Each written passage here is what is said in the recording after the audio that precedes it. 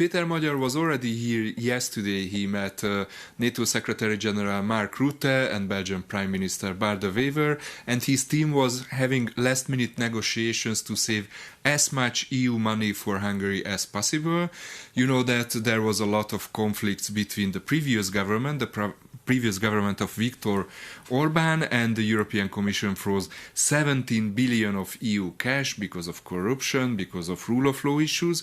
And now Hungary and the EU decided that they will open a new chapter, they will open a new page for their relations, and Magyar is trying to save EU cash. Now the problem is that by the end of August, the deadline for the recovery funds expires, and Hungary could lose up to 10 billion euros, which is huge, so the work is underway. We don't know what will be the result.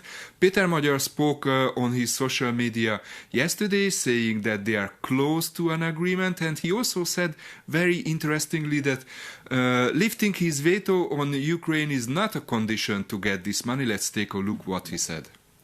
Egyszer sem merült fel Ukrajna kérdése. The issue of Ukraine, war or gender have never been raised.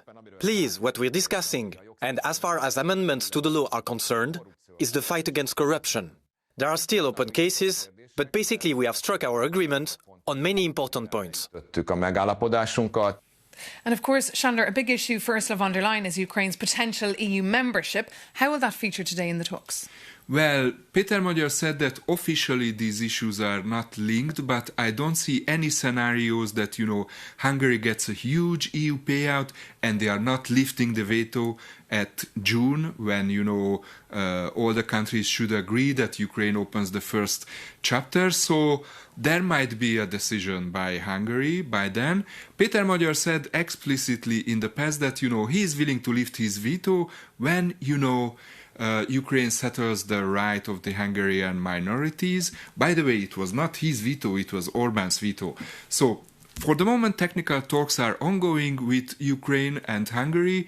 If they find a solution for the minority issues, there will be no issue for Hungary, and Ukraine could open the first negotiating chapter in June.